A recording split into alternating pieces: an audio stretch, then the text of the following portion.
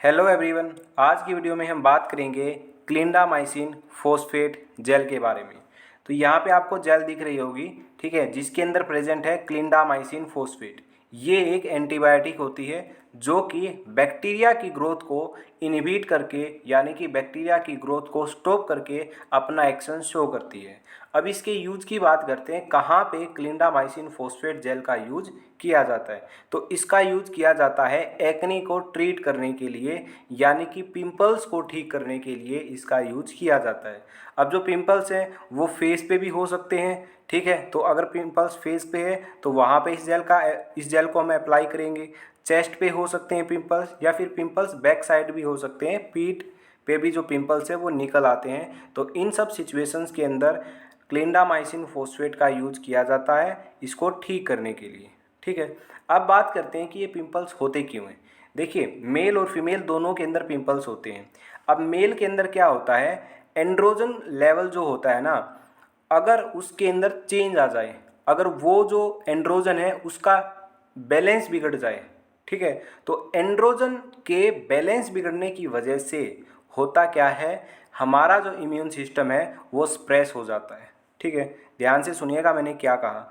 Mail और female दोनों के अंदर एंड्रोजन होता है, लेकिन मेल्स के अंदर हम सबसे पहले बात करेंगे।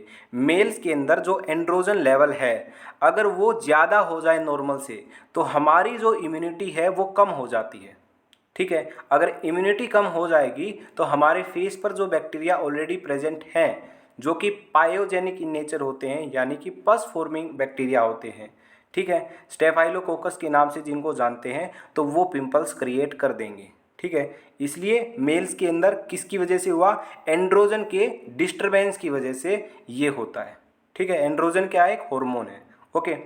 अब फीमेल के अंदर भी क्या है, एंड्रोजन होता है। अगर फीमेल के अंदर इसका क्या हुआ, डिस्टरबेंस हुआ, तो फीमेल के अंदर भी पिंपल्स होंगे, लेकिन फीमेल्स के अंदर जो पिंपल्स है ना वो कम होते हैं। उसका रीज़न मैं आपको बताता हूँ। फीमेल्स के अंदर एक हार्मोन होता है एस्ट्रोजन नाम से, ठीक है। तो जो ये हार्मोन होता है ना, ये प्रोटेक्टिंग हार्मोन होता है। फीमेल्स को ये 45 से 50% तक प्रोटेक्ट करता है, ठीक है। तो फीमेल्स को इसलिए कम पिंपल्स होते हैं, राइट। तो हमारे अंदर यानी कि मेल्स के अंदर तो कोई प्रोटेक्टिंग हार्मोन नहीं होता है। जब भी एंड्रोजन का डिस्टरबेंस होता है तो पिंपल्स निकल आते हैं। क्यों निकल आते हैं, क्योंकि एंड्रोजन का जो लेवल है वो जैसे ही डिस्टर्ब हुआ तो इम्यूनिटी कम हो जाती है। तो इम्यूनिटी कम होने की वजह से पिंपल्स हो जाते हैं, ठीक है। आई होप आपको ये जो चीज़ है मैंने आपको बताई है, छोटी सी इन्फॉर्मेशन दी है, ये समझ में आई होगी, ठीक है। और फीमेल्स के अंदर जो एस्ट्रोजन है वो प्रोटेक्टिंग हार्मोन है, जो 45 to 50% उनको प्रोटेक्ट करता है और उनको पिंपल्स नहीं होते हैं, ठीक है। या फिर कहें होते हैं तो कम होते हैं एज कंपेयर टू मेल्स, ठीक है। अब आप बोलो कि नहीं, ऐसा तो नहीं है, फीमेल्स के अंदर भी क्या है, पिंपल्स होते हैं। अब देखिए, एस्ट्रोजन, प्रोजेस्टेरोन, ये कुछ हार्मोन्स होते हैं जो मेंस्ट्रुअल साइकिल के दौरान, पीरियड्स के दौरान रिलीज होते हैं। तो इनके डिटेल में मैं नहीं जाऊँगा, ओके। तो आगे बात करते हैं हम इसके एडवर्स इफेक्ट की, यानी कि क्या क्या इसके साइड इफ़ेक्ट हो सकते हैं क्लिंडामाइसिन फॉस्फेट के।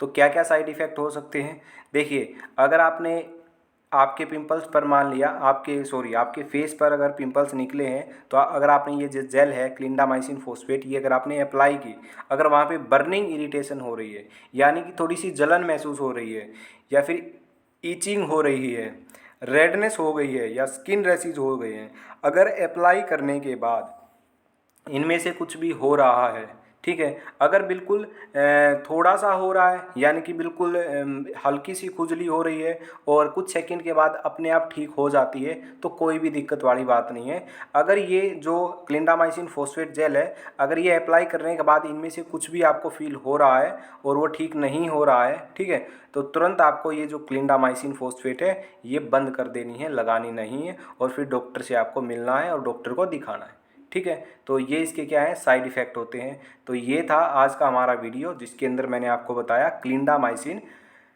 फॉस्फेट जेल के बारे में। अब जो ये जेल है ये आपको कैसे लगानी है, ये आपको दिन में आप 2 बार लगा सकते हो, एक सुबह और एक शाम को, ठीक है। सोने से पहले लगाओगे तो बेटर रहेगा, ओके। और क्या चीज़ है, और एक बात का ये ध्यान रखना है कि जब भी आप इसको जैसे फेस पर पिंपल्स हुए हैं तब आपको अगर ये लगा रहे हो तो पहले तो अपने हाथों को अच्छे से वॉश कर लेना है साबुन के साथ, ठीक है। फिर नॉर्मल पानी के साथ फेस को वॉश कर लेना है और फिर अच्छे से फेस को क्या है पोंछ लेना है, ठीक है। उसके बाद ये जो क्लिंडामाइसिन जेल है ये अप्लाई करनी है, ठीक है। तो उसके बाद बेटर रिजल्ट आपको दिखेगा। और अप्लाई कैसे करनी है, जैसे अफेक्टेड एरिया जहाँ भी पिंपल हुआ है वहाँ पे आप जैसे क्लिंडामाइसिन लगाओगे ना तो 20 से 30 सेकेंड के लिए वहाँ पे हल्के हाथ से आपको रब करते रहना है, ठीक है। तो उससे आपको और थोड़ा सा बेटर रिजल्ट देखने को इस जो ये क्लिंडामाइसिन फॉस्फेट है इसका दिखेगा, ठीक है। तो ये थी आज की हमारी वीडियो जिसके अंदर हमने क्लिंडामाइसिन फॉस्फेट के बारे में डिस्कस किया। आई होप आपको समझ आया होगा। तो आज की वीडियो में इतना ही, तो मिलते हैं नेक्स्ट वीडियो के अंदर।